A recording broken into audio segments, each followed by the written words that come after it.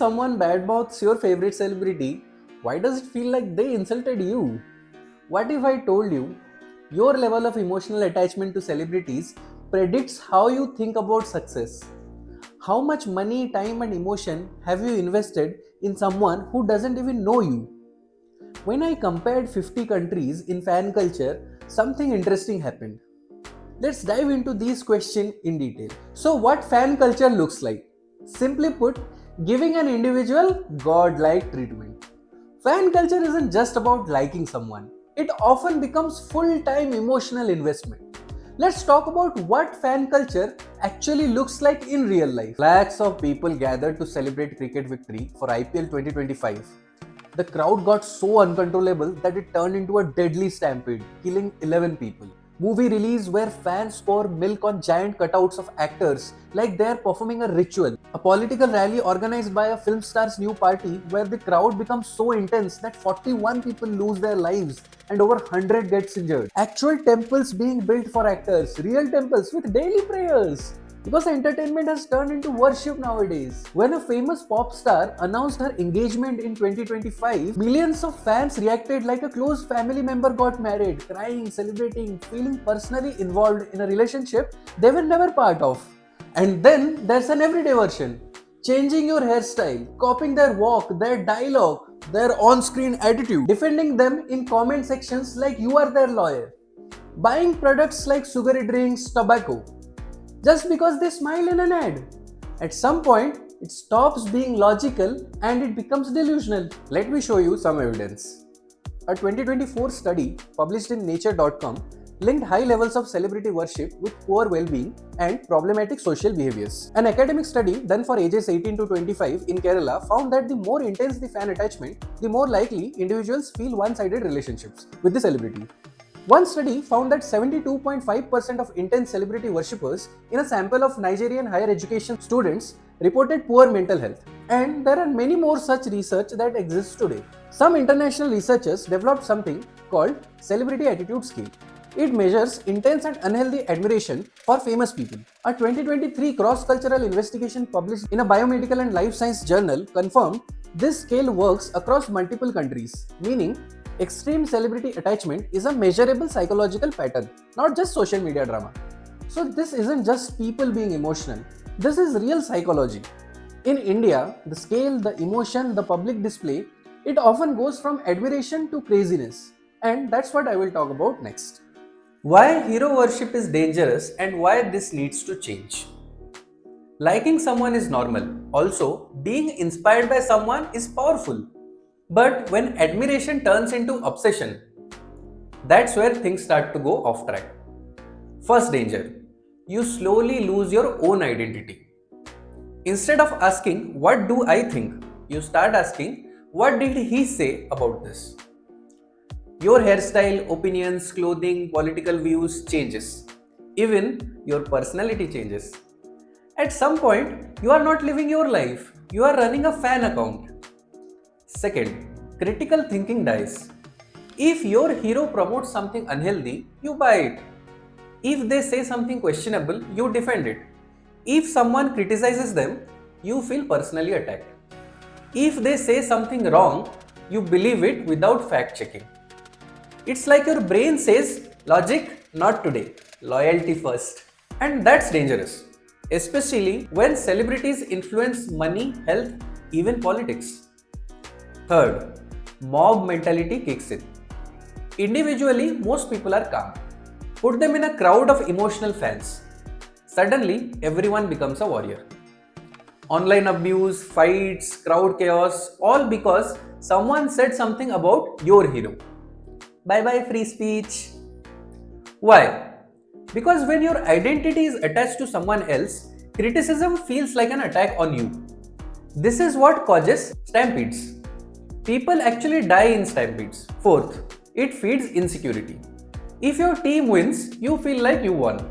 If your hero succeeds, you feel successful. But deep down, nothing, absolutely nothing in your life has changed. What you have is borrowed pride. And borrowed pride expires quickly. Fifth, it distracts you from building your own life. Hours spent defending strangers online. money spent on merchandise. Imagine if that energy went into building skills, improving health, growing income, and becoming someone worth admiring yourself. Finally, which I feel is most important, you start ignoring what actually matters. Instead of debating healthcare, education, politics, jobs, science, you argue about who insulted whose idol, who broke box office records, who is the GOAT. And that's what the media is all about nowadays. Entire news hours get hijacked by celebrity drama while real issues quietly sit in the corner. Like, hello, anyone there? When you spend more energy protecting public figures than questioning public systems, societies slowly drift away from progress. And that shift costs you and everyone around you. This needs to change because progress doesn't come from worshipping humans. It comes from questioning systems, from improving skills, from holding people accountable, even the ones you admire. If you don't define who you are, the loudest celebrity, influencer, or politician will happily define it for you. Remember, you deserve to be the main character of your life, not a background dancer in someone else's story. Why hero worship exists, the psychology behind it, and what to do instead. When you go to a doctor, they first see what is causing the issue and prescribe accordingly, right? If you understand the root cause of an issue, it is easy to solve. Also, people are not stupid. There are real psychological reasons why we do this. Some even evolutionary. There are many reasons, but I will give you only 5 based on my opinion. Number 1. Tribal instinct. Humans are wired to pick a tribe. Earlier, it was villages. Now, it's cricket teams, movie stars, political leaders. Once you pick a side, your brain automatically says, we are right, they are wrong. Even if the argument is about something completely useless. What to do instead? Support whoever you like, but remember, it's a preference, not your personality, and question everything. Be a little skeptical in trusting celebrities. Number 2. Escaping real life. Real life is slow and sometimes really shitty. Career growth takes years. Fitness takes discipline. Money takes effort. But being a fan, instant excitement. Your hero wins, dopamine. Your hero gives a speech, goosebumps. Your hero fights, adrenaline. It feels like you are part of something big, while your own life is messed up. What to do instead? Use that excitement as motivation. Don't escape your life, upgrade it. Channel that energy into your own goals. Don't just hide, be inspired and work openly. Number 3. Need of belonging. We hate feeling alone. And nowadays, many people are lonely. Fan groups give community, identity, inside jokes, and shared enemies. It feels good to say we. But in the case of hero worship, when we becomes more important than me, your identity is in danger. What to do instead? Find communities with shared values, not shared obsession. Join a fitness group, a business network, a book club, a skill building community. Work on being comfortable with your values and yourself. Number 4. Social media amplification. Social media doesn't reward calm, it rewards extreme emotion. The algorithm loves outrage, blind defense, dramatic moments, emotional reactions. So the loudest fans look like the majority. But most people are actually normal. You just don't see them because they are not screaming in your feed. What to do instead? Don't confuse loud with correct.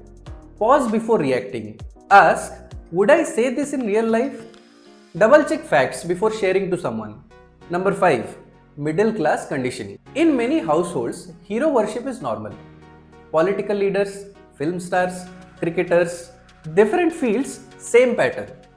We are comfortable following strong figures, but uncomfortable becoming strong individuals. Some of this comes from history.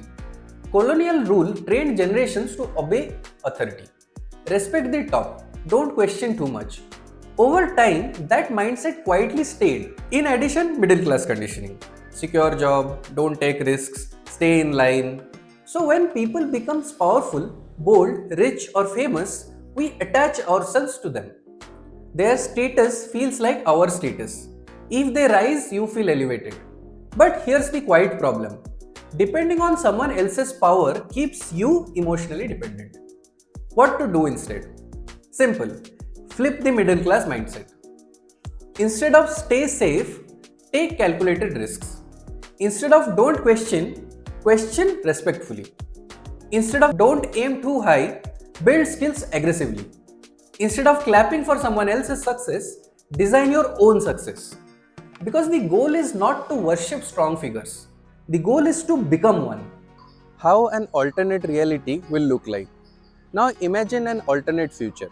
Same IPL victory, same excitement, but no hero worship. What changes? First, people celebrate but they don't panic. Instead of I have to see them in person or my life is incomplete, it's more like people celebrate from home. Order food, post memes, sleep peacefully. No stampede, no chaos. Second, safety would actually matter. If authorities say limited entry, people say cool, not how dare you stop me from seeing my hero. Third, your identity stays intact. The team wins, you feel happy, you don't feel like you personally conquered the world. You enjoyed the match, that's it. The next day, life continues. You go to work, hit the gym, study for exams. Fourth, the media behaves how it should behave in the first place.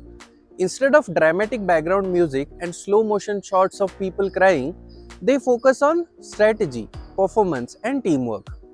No fans erupt into emotion headline. Rather, they cover the real issues of the country. Fifth, organizers act like adults. No last minute mega road shows just to prove who has the bigger fan base. Events are ticketed, crowds are capped, security is planned. Because in this alternate world, celebration is not a competition and safety is not optional. Sixth, the society keeps perspective. A cricket win is celebrated, but hospitals still matter, policies still matter, education still matters. The next debate isn't who is the bigger goat, it's how do we make better policies for the nation. In a mature culture, emotion celebrates, but priorities are clear and decisions are driven by logic. Same victory, but a completely different outcome. There was an interesting thought that I wanted to try to compare fan culture and how developing the country is on a global level. I did not have a lot of time and I just wanted to see if there is some correlation or not. So with some basic research and using AI, this is what I found. Let me quickly explain these graphs. Here I have two graphs. One for 10 countries and another for 50 countries.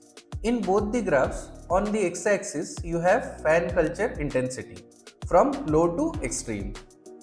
On the y-axis you have development status from less developed at the bottom to highly developed at the top. Each dot indicates a country. I just have random color coding here to differentiate the countries. Now clearly, you can see the negative trend. As fan culture intensity increases, the data points move downward toward developing or less developed countries. I am from India, which is here. It is a developing nation with a high fan culture. Now I relate this to something simple, practical thinking. The more a society is driven by systems, institutions and individual responsibility, the less society's identity depends on public figures.